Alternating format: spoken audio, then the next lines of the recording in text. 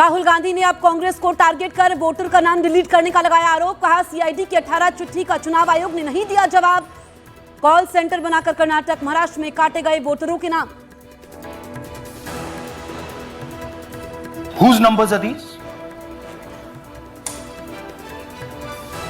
How were they operated?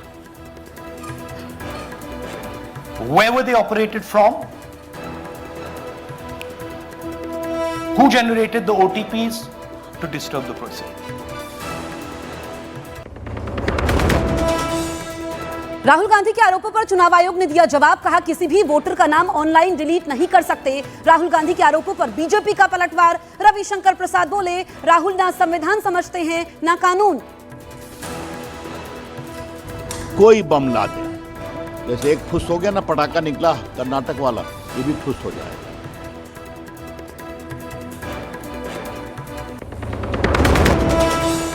Mission Bihar पर गृह मंत्री अमित शाह ने मुख्यमंत्री नीतीश कुमार से की मुलाकात। 10 जिलों के कार्यकर्ताओं के साथ शाहबाद और मगध फतेह करने का बनेगा प्लान। अभिनेत्री दिशा पाटनी के घर फायरिंग करने वाले 5 आरोपी में 2 आरोपी एनकाउंटर में ढेर। गाजियाबाद के लोनी में यूपी एसटीएफ के साथ हुई मुठभेड़। 4 पुलिसकर्मी भी घायल। दोनों आरोपियों पर था 1-1 लाख रुपए का इनाम। दिल्ली में कई बड़े गैंगस्टर के ठिकानों पर रेड। छापेमारी में दिल्ली पुलिस की 50 से ज्यादा टीमें हुई शामिल। छापेमारी में हथियार और कैश भी बरामद।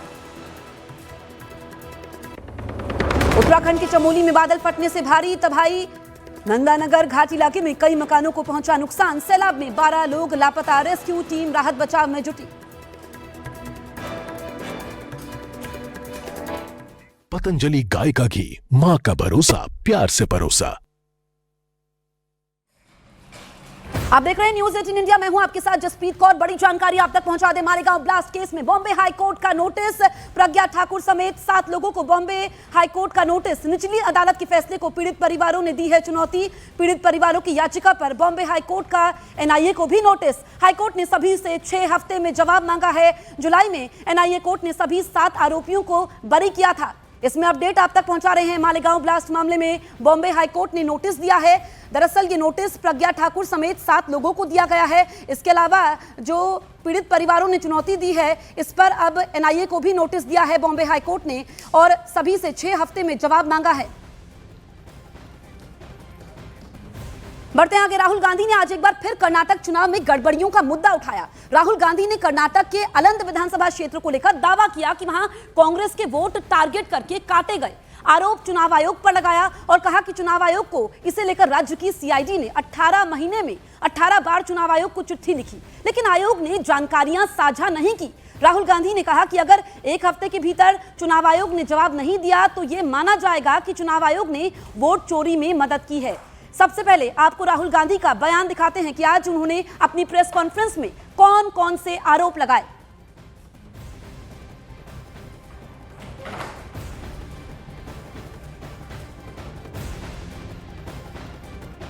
मैं साफ बोल देता हूं, इलेक्शन कमीशन के अंदर से पहले नहीं हो रहा था, अब इलेक्शन कमीशन के अंदर से इंफॉर्मेशन आ रही है। यह रुकेगा नहीं, यह रुक नहीं सकता है, क्योंकि हिंदुस्तान की जनता इस बात को एक्सेप्ट नहीं करेगी। एक बार हिंदुस्तान की जनता को, हिंदुस्तान के युवाओं को पता लग गया कि वोट चोरी हो रही है, उनकी शक्ति लग जाएगी। 100% सबूत है, प्रूफ है कि ज्ञानेश कुमार जी हिंदुस्तान के चीफ इलेक्शन कमिश्नर वोट चोरों की रक्षा कर रहे हैं। और यह मैं आपको अभी दिखाने जा रहा हूं। हर इलेक्शन में हमें रिपोर्ट आती थी कि वोटर्स डिलीट हो रहे हैं,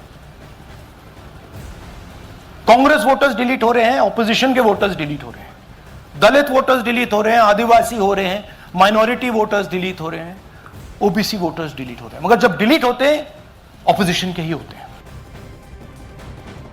राहुल गांधी के आरोपों पर चुनाव आयोग का भी जवाब सामने आया है। चुनाव आयोग ने राहुल गांधी की ओर से लगाए आरोपों को खारिज कर दिया। चुनाव आयोग ने कहा कि राहुल के लगाए गए आरोप गलत हैं, निराधार है।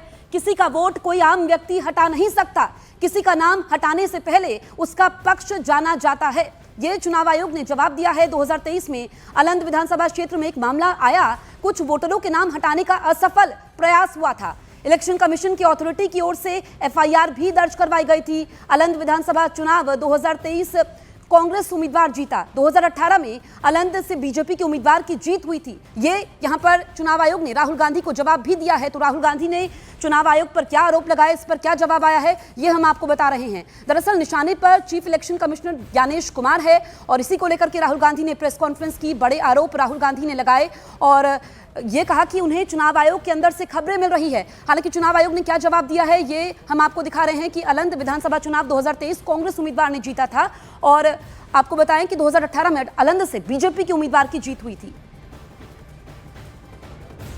अपनी प्रेस कॉन्फ्रेंस में राहुल गांधी ने सीधे सीधे मुख्य चुनाव आयुक्त ज्ञानेश कुमार पर हमला बोला और कहा कि ज्ञानेश कुमार 7 दिन के भीतर कर्नाटक सीआईडी को जवाब दे, नहीं तो यह माना जाएगा कि वो वोट चोरी में मदद कर रहे हैं। तो हमारी डिमांड है, ज्ञानेश कुमार जी, आप अपना काम कीजिए। आपने ऊँट लिया है, आप हिंदुस्तान के चीफ इलेक्शन कमिश्नर हैं। आपसे कर्नाटक की सीआईडी सबूत मांग रही है। आप कर्नाटक की सीआईडी को यह सबूत 1 सप्ताह के अंदर दे दीजिए, नहीं तो पूरा हिंदुस्तान के सारे युवा इस बात को एक्सेप्ट करेंगे कि आप हिंदुस्तान के कॉन्स्टिट्यूशन, हिंदुस्तान के संविधान की हत्या में शामिल हो, हिंदुस्तान की संविधान की रक्षा नहीं कर रहे हो और वोट चोरों की आप मदद कर रहे हो। पूरे मामले पर महाराष्ट्र के मंत्री योगेश कदम ने कहा कि राहुल गांधी का ये कोई हाइड्रोजन बम नहीं बल्कि सुतली बम था। चुनाव हारने के बाद वो बौखला गए हैं, वो हार हजम नहीं कर पा रहे हैं। हमारे साथ महाराष्ट्र के एमओएस कदम जी हैं, उनसे बात करते हैं। सर, राहुल गांधी ने एक हाइड्रोजन बम फोड़ा है, उसमें साफ तौर पे कहा गया है कि महाराष्ट्र में राजूरा कॉन्स्टिट्यूंसी है जो चंद्रपुर डिस्ट्रिक्ट में आती है, वहाँ पर वोट चोरी हुई है। हमारे महाराष्ट्र में एक सुतली बम बोलते हैं जो दिवाली में हम फोड़ते हैं। दिखता बड़ा लेकिन आवाज़ इतना छोटा आता है। मेरे ख्याल से उनका ये हाइड्रोजन बम नहीं, वो सुतली बम है। ऐसे एलिगेशन लगा के आगे के इलेक्शन में जो हारने वाले उसकी वो तैयारी कर रहे हैं और कुछ भी नहीं है। जब भी कांग्रेस की सरकार थी तभी मुंबई में आप देखिए क्या क्या हुआ था। परप्रांतियों को महाराष्ट्र में मुंबई में लेके आते थे, उनके डुप्लीकेट राशन कार्ड बनाते थे और उनका नाम वोटर आईडी में ऐड कराते थे और मुंबई में वोटर ऐसे उन्होंने बढ़ाए हैं कुछ जगह पे। तो मेरे ख्याल से ये उनका मोडस ऑपरेंडी ये कांग्रेस के समय पे था, उसके ऊपर राहुल गांधी ने कुछ स्टेटमेंट देना चाहिए। नंबर्स दिए कि उससे पहले वहाँ पे कांग्रेस के एमएलए थे, जो बीजेपी के एमएलए जीते हैं देवराव झोंगले सिर्फ 3000 वोट से जीते हैं। उन्होंने बोला कि अगर वोट चोरी नहीं होती तो उनके कैंडिडेट जीत जाते हैं वहाँ से, राजूरा से। देखिए, महाराष्ट्र में लोएस्ट नंबर पे आज कांग्रेस आ चुकी है। एक कॉन्स्टिट्यूंसी की बात करो तो बाकी कॉन्स्टिट्यूंसी में क्या हुआ? अगर आप एक ही कॉन्स्टिट्यूंसी का एग्जाम्पल देते हो तो मेरे ख्याल से ऐसे कांग्रेस के जितने भी कैंडिडेट हारे हैं वो सभी इस वजह से हारे, ऐसा आपका कहना है? तो मेरे ख्याल से जो वोटर्स है ये उनका इंसल्ट है। आपको कांग्रेस को महाराष्ट्र की जनता ने नकारा है और ये चीज़ वो स्वीकार नहीं कर पा रहे, इसलिए ये रीजन्स ढूंढ रहे हैं अभी तक उसमें से उभर नहीं पा रहे। तो मेरे ख्याल से अभी जो इलेक्शन चालू है बिहार में वो भी हारने जा रहे हैं, उनको पता है। तो मेरे ख्याल से उसकी वो पूर्व तैयारी कर रहे हैं। Thank you so much. Rahul Gandhi की प्रेस कॉन्फ्रेंस पर बीजेपी राज्यसभा सांसद और बार काउंसिल ऑफ इंडिया के चेयरमैन मनन कुमार मिश्रा ने तंज कसा। उन्होंने कहा कि पूरी प्रेस कॉन्फ्रेंस खोदा पहाड़ निकली चूहिया जैसी रही, उसमें कोई ठोस बात नहीं थी। कांग्रेस के जो वोटर हैं उसके नाम हटाए जा रहे हैं और चुनाव आयुक्त बचा रहे हैं आरोपियों को। हमारे साथ मनन कुमार मिश्रा जी हैं और यह बीजेपी से राज्यसभा सांसद भी हैं और कानूनी विशेषज्ञ भी हैं। ये बताइए, राहुल जी की इस पीसी को जाहिर सी बात है बीजेपी के कैसे देखते हैं? देखिए, ये जो प्रेस कॉन्फ्रेंस राहुल जी का था, ये खोदा पहाड़ निकली चूहिया ऐसा लग रहा था। ऐसा एक नैरेटिव बनाया गया था कि राहुल जी कोई बहुत बड़ा बम फोड़ने जा रहे हैं, पूरा देश इससे एकदम पागल हो जाएगा सुन के उनको। लेकिन आज का जो प्रेस कॉन्फ्रेंस था, कर्नाटक के एक पर्टिकुलर विधानसभा अलंद को उन्होंने लिया और उसमें से 2-3 लोगों को खड़ा किया, उनसे कहलवाया कि हमारे मोबाइल से किसी ने कहा कि 12 लोगों के नाम डिलीट किए, किसी ने कहा कि 14 लोगों के नाम डिलीट किए गए। तो इसका मैं समझता हूँ कि अभी कोई लिखित जब तक या फॉरेंसिक तरह से उसको हम जब साबित नहीं करते हैं कि पर्टिकुलरली किसी के मोबाइल से कोई नाम वाकई डिलीट हुआ नहीं हुआ, आप किसी को मौखिक रूप से किसी से कुछ कहलवा दें, उसका कोई महत्व कानून के नज़र में होता नहीं है। वहीं प्रियंका गांधी ने कहा कि हमें लोकतंत्र और संविधान के लिए लड़ने की जरूरत है ताकि सच्चाई पता चल सके कि चुनाव आयोग उनके साथ कैसे मिलीभगत कर रहा है। Everybody to look at to see his press conference.